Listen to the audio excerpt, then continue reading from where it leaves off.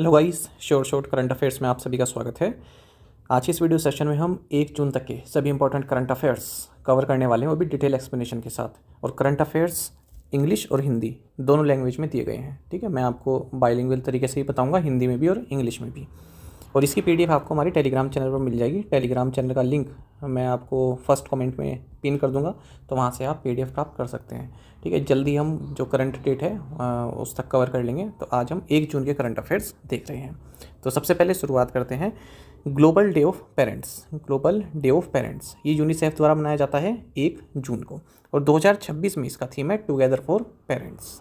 हिंदी में आप कहेंगे वैश्विक अभिभावक दिवस 1 जून को मनाया जाता है। 2026 में इसका थीम है अभिभावकों के लिए एकजुट। डिजाइन थीम पूछ लेते हैं और ये इंपॉर्टेंट डे है। सेकंड करंट अफेयर है हमारे पास, जो डॉक्टर मनोज कुमार शर्मा हैं, ये सुप्रीम कोर्ट जज हैं नेपाल में, और अब ये नेपाल की जो सुप्रीम कोर्ट है उसके 33rd चीफ जस्टिस बने हैं। और इनका जो टेन्योर है वो 6 साल का होने वाला है, और ये लॉन्गेस्ट टेन्योर होगा किसी भी चीफ जस्टिस ऑफ नेपाल के लिए पिछले 3 दशक में। ठीक है, सेम यहाँ पर हिंदी में 33वें मुख्य न्यायाधीश चुना गया है डॉक्टर मनोज कुमार शर्मा को। इसकी पीडीएफ मैं आपको बता चुका हूँ कि टेलीग्राम चैनल पर मिल जाएगी, उसे आप ज्वाइन कर लेना। एक और क्वेश्चन हमारा सुप्रीम कोर्ट से है, लेकिन ये भारत से है। तो देखिए, president of India Draupadi Murmu ने 5 नए जजेस अपॉइंट किए हैं सुप्रीम कोर्ट में।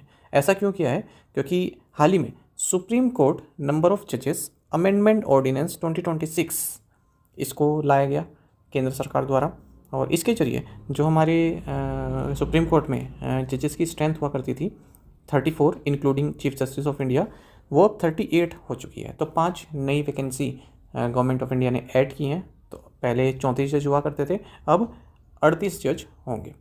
ठीक है, including chief justice of India. तो देखिए यहाँ पर chief justice of India include नहीं करेंगे, इसलिए 37 जज हैं। आइए आपको ये बात समझिए। तो देखिए कौन कौन 5 हैं। जस्टिस शील नागू, और justice Shri Chandrashekhar, justice Sanjeev Sachdev, justice Arun पल्ली और वेंकिता सुब्रमण्य मोहना। तो ये 5 नए जज अपॉइंट किए गए हैं सुप्रीम कोर्ट में। चलिए आगे देखते हैं। ठीक है, तो 37 हो चुकी है। ठीक है, अब जो स्ट्रेंथ है वो बढ़कर कितनी हो गई है? 38। देखिए, यूपीआई लॉन्च हुआ है कंबोडिया में। तो एनपीसीआई इंटरनेशनल पेमेंट्स लिमिटेड, जो कि इंटरनेशनल आर्म है नेशनल पेमेंट्स कॉर्पोरेशन इंडिया यानी कि एनपीसीआई की, इन्होंने एक्लेडा बैंक इसके साथ पार्टनरशिप की है ताकि कंबोडिया में यूपीआई यानी कि यूनिफाइड पेमेंट्स इंटरफेस को लॉन्च किया जा सके। तो अब जो भी इंडियन ट्रैवलर्स हैं जो कंबोडिया जा रहे हैं, तो वो क्यूआर कोड बेस्ड पेमेंट कर सकते हैं, यूपीआई पेमेंट कर सकते हैं। ठीक है, वहाँ पर जो KHQR ये नेशनल क्यूआर स्टैंडर्ड है कंबोडिया का। ठीक है, इसके जरिए कर सकते हैं। अच्छा, ये बात याद रखिए, जो यूपीआई है 8 कंट्रीज़ में अवेलेबल है। कौन कौन सी? सिंगापुर, यूनाइटेड अरब अमीरात, France, Mauritius, Nepal, Bhutan, Qatar and Sri Lanka. ये एग्जाम में क्वेश्चन पूछ लेते हैं कि निम्नलिखित में से किन देशों में यूपीआई अब इनेबल्ड है। तो आप इन देशों के नाम जरूर याद रखेंगे। नेक्स्ट है हमारे पास कि जापान ने इंडियन मैंगो इंपोर्ट को बैन कर दिया है। तो हमारे यहाँ से मैंगोज़ एक्सपोर्ट किए जाते थे जापान में, तो जापान ने उसको अब बैन कर दिया है। लगभग 2 दशक तक हमारे यहाँ से इंपोर्ट गया वहाँ, मतलब हमने एक्सपोर्ट किया, और अब जापान को कुछ इरेगुलरिटीज़ मिली हैं, अनियमितता पाई गई हैं ट्रीटमेंट फैसिलिटीज़ में, इसलिए जापान ने उसको बैन कर दिया है। नेक्स्ट है कि second BRICS culture working group meeting, ये वाराणसी उत्तर प्रदेश में हुई है। जो यूपी एग्ज़ाम की तैयारी कर रहे हैं, यूपी में जो यूपी SSC के कोई भी एग्ज़ाम हो रहे हैं, वहाँ पर ये क्वेश्चन पूछा जा सकता है। अच्छा, भारत के पास है ब्रिक्स 2026 की जो अध्यक्षता है वो भारत के पास है, और 2026 में जो ब्रिक्स का थीम है वो है building for resilience, innovation, cooperation and sustainability, यानी कि लचीलापन, नवाचार, सहयोग और स्थिरता के लिए निर्माण। नेक्स्ट देखते हैं प्रोजेक्ट उदयक, इसका 37th रेजिंग डे सेलिब्रेट किया गया है बॉर्डर रोड ऑर्गेनाइजेशन के द्वारा, BRO के द्वारा 1 जून को। कहाँ पे? दुमदुमा, आसाम में। तो ये आप याद रखेंगे। प्रोजेक्ट उदय किससे संबंधित है? BRO से संबंधित है। तो आसाम में, अरुणाचल प्रदेश में जो इंफ्रास्ट्रक्चर है, या आप कहीं रोड इंफ्रास्ट्रक्चर जो है, तो उसको अच्छे से बनाया गया। जहाँ पर अच्छी रोड नहीं थी वहाँ पर अच्छी रोड बनाई गई प्रोजेक्ट उदय के अंतर्गत BRO के द्वारा। नेक्स्ट है 20th commander in chief Andaman Nicobar island command. तो जो हमारे अंडमान एंड निकोबार कमांड है उसके 20th कमांडर इन चीफ बने हैं वाइस एडमिरल विनीत मैकार्थी। ये भी महत्वपूर्ण करंट अफेयर है।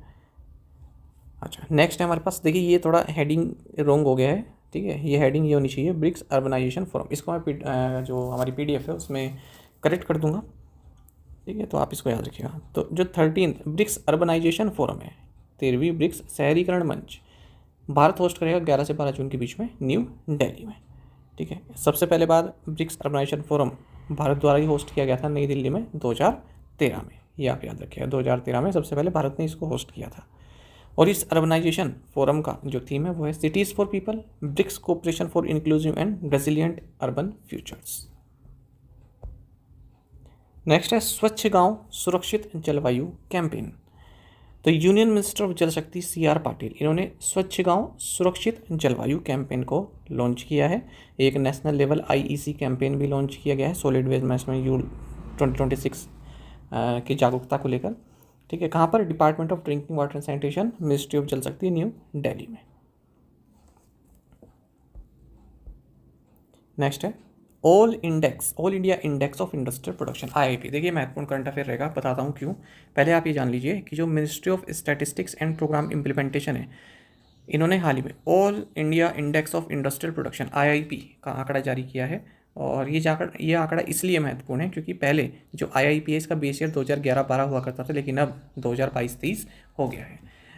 एक चीज़ आप ये याद रखेंगे, देखिए जो GDP है, ठीक है, और जो आपका IIP है इसका बेस ईयर 2022-23 रखा गया है। और जो CPI है कंज्यूमर प्राइस इंडेक्स, इसका बेस ईयर 2024 रखा गया है।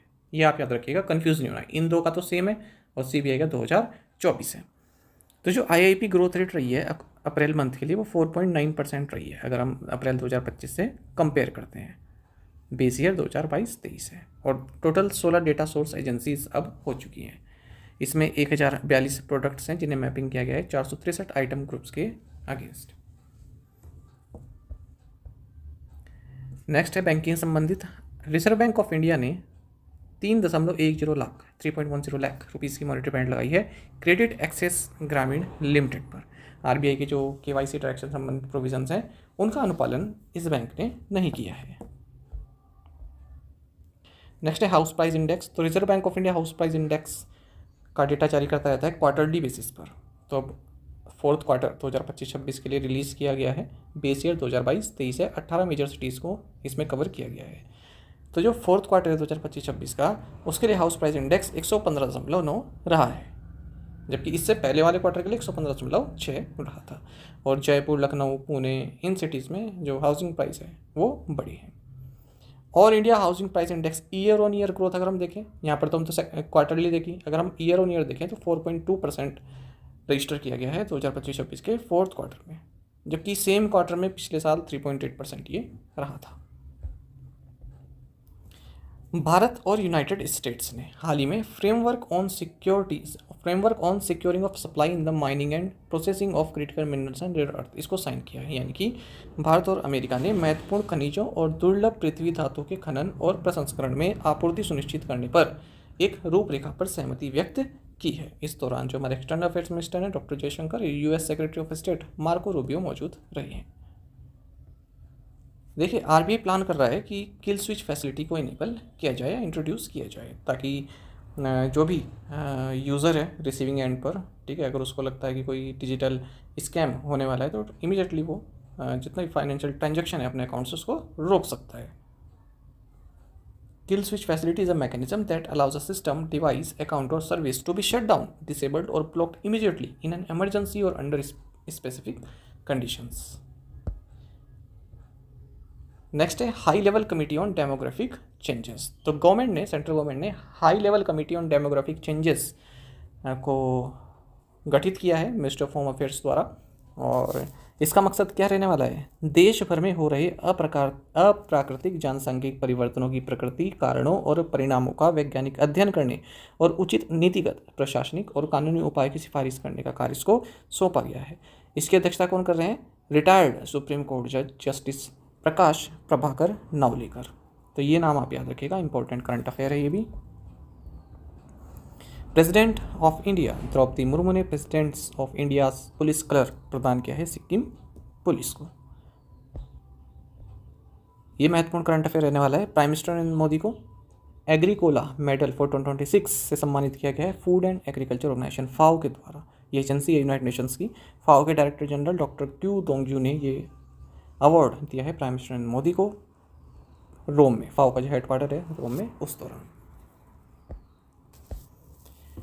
नेक्स्ट है जो क्वाड रिलेटेड सिक्योरिटी डायलॉग यानी कि क्वाड, इसके जो फॉरेन मिनिस्टर्स हैं, ठीक है, उन्होंने हाल ही में मीटिंग की है हैदराबाद हाउस न्यू दिल्ली में। क्वाड में कौन कौन आता है? यूनाइटेड स्टेट्स, ऑस्ट्रेलिया, जापान और इंडिया, ठीक है। तो ये क्वाड मेंबर कंट्रीज हैं। तो यहाँ पर कुछ फ्रेमवर्क अनाउंस किए गए हैं, जैसे पहला है Indo Pacific maritime surveillance cooperation initiative, दूसरा है Indo Pacific maritime domain awareness initiative, तीसरा है quad ports of the future partnership, चौथा है क्वाड क्रिटिकल मिनरल्स फ्रेमवर्क। तो इन सभी को हाल ही में साइन किया गया है या फिर इनको इंट्रोड्यूस किया गया है इस मीटिंग के दौरान।